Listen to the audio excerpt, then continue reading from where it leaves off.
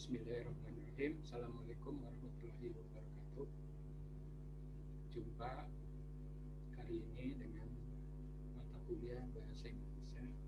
Pada hari ini saya perkenalkan, nama saya Arvin.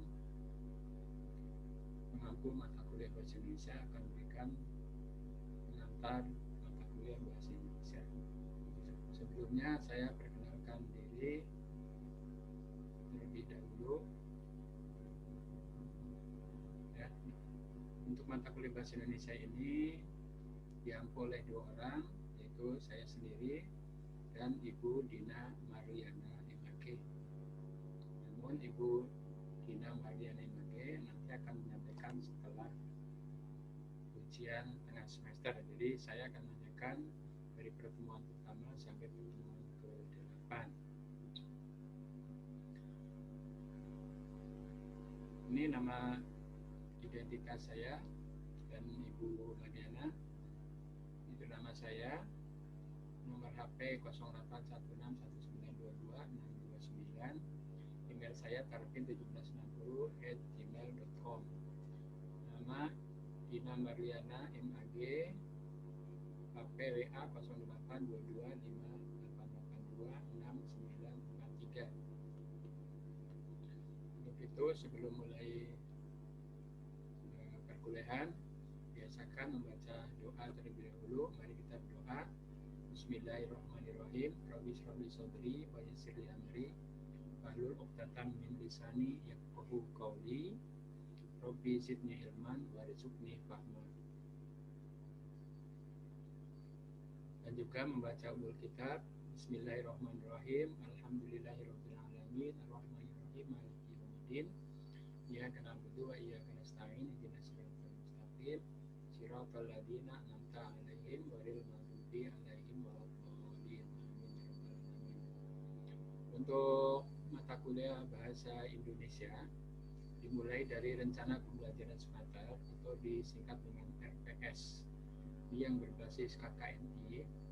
Ini dirumus oleh tim. Ketuanya adalah Dr. Usman Supendi, MPD. Tanggung jawab ya. Ini identitas universitas, fakultas, jurusan, mata kuliah, bobot SKS, kode mata kuliah, sifat mata kuliah. Mata kuliahnya adalah dasar umum. Jadi semua mahasiswa di UIN Sunan Gunung Jati Bandung, jurusannya apapun itu mendapat mata kuliah ini. Semester ganjil. Perkuliahan akan berlangsung mulai, ini ada perubahan jadwal tentunya ya, mulai 28 Oktober 2020 sampai tanggal 30 Januari 2021. Pertemuan itu ada 16 kali pertemuan yang direncanakan. Jadwal kuliah ada yang Rabu dan juga ada yang Kamis online. Minggu pertama menggunakan WA Group, minggu kedua sudah menggunakan aplikasi Enos. Dan pengampu saya Tarvin dan juga yang kedua Dina Mariana. Tujuan pembelajaran menggunakan bahasa Indonesia untuk memperkaya pikiran, gagasan, dan sikap ilmiah ke dalam berbagai bentuk karya ilmiah yang berkualitas memenuhi syarat objektivitas, koherensi, kohesi, efektivitas, efisiensi, dan komunikatif. Deskripsi mata kuliah berarti materi-materi ataupun pokok bahasan yang akan dibahas selama perkuliahan 16 kali pertemuan.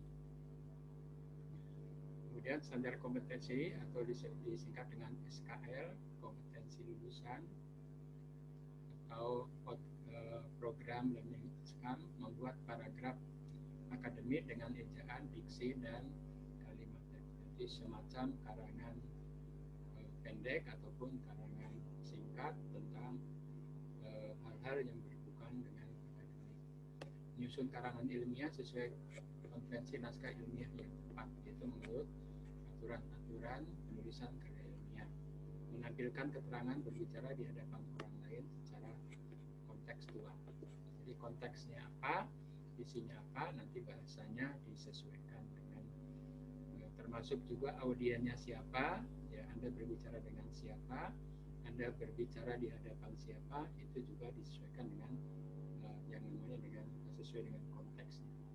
Berbicara dengan teman, dengan orang tua pastilah berbeda. Berbicara dengan masyarakat, berbicara dengan pemimpin, berbicara dengan anggota anggota kelompoknya itu juga memberikan kontak yang sesuai dengan anggota kelompoknya.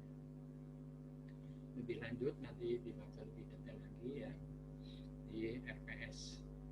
Ini substansi kajian topik-topik nanti perkembangan, kedudukan dan fungsi bahasa Indonesia, termasuk juga tentang sejarah perkembangan bahasa Indonesia.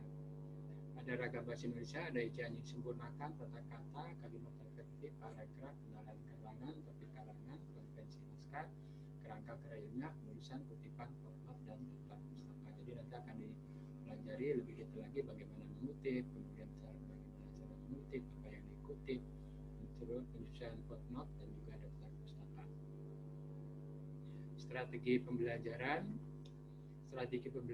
dilakukan dengan strategi student active learning. Jadi mahasiswa hendaklah aktif untuk bisa mempelajari. Apalagi ini karena sistemnya PJJ ataupun online menggunakan nanti aplikasi ENOS, itu mahasiswa tentu akan lebih banyak diharapkan aktif untuk mempelajarinya. Tentunya baik mandiri ataupun juga secara kelompok dengan cara bertanya pada orang lain. Penilaian evaluasi tidak jauh berbeda dengan evaluasi yang ada di Bimahla, dan juga sumber-sumbernya ini buku-bukunya. Kemudian ini contoh SAP, Satuan Acara Perkuliahan, tiap pertemuan.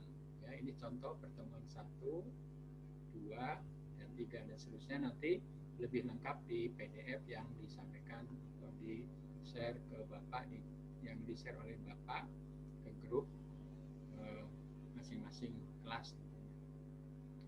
Hasil penilaian ini seperti ini. Ya.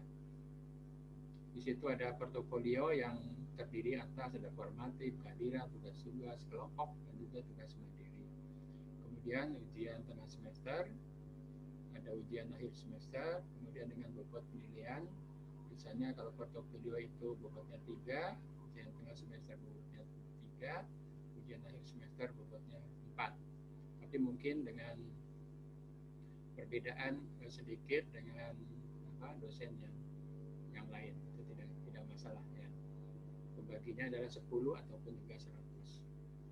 Penilaian ini contohnya misalnya hasil akhir jika portofolio mendapatkan nilai 70, maka 70 dikalikan 4 jumlahnya 280, UTS 70 kalikan 3 210, UAS 80 dikalikan 3 240 jumlahnya 730, dibagi 10 nilai rata 73, atau huruf mutunya ini B.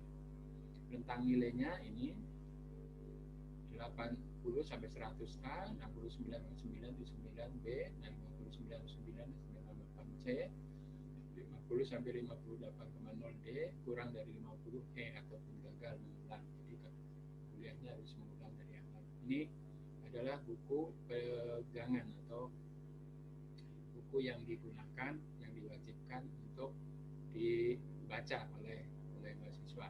Ya, ini bisa dicari di toko buku ataupun juga di language center atau gedung language center atau gedung pusat bahasa di samping atau sebelah perpustakaan UIN Sunan Gunung Jati. Ini adalah contoh covernya.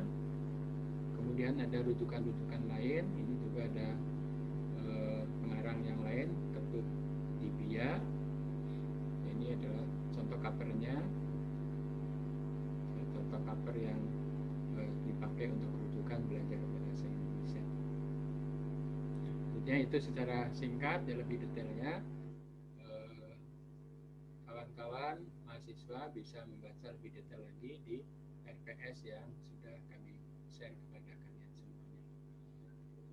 Itu karena durasinya memang terbatas untuk merekam ini, maka saya batasi, saya akhiri. Mari kita akhiri sama-sama dengan baca hamdalah. Assalamualaikum warahmatullahi wabarakatuh. Assalamualaikum warahmatullahi wabarakatuh. Mohon maaf ya apabila ini secara singkat saja.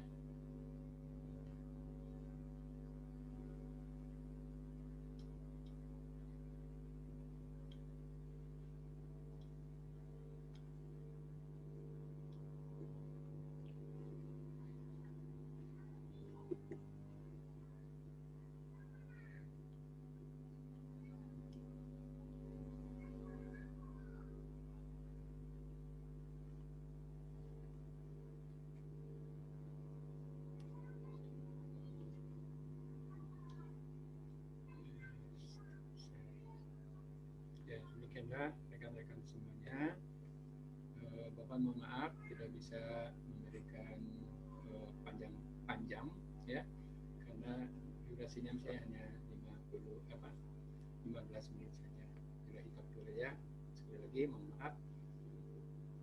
Subhanaka Allahumma wa bihamdika astaghfiruka la ilaha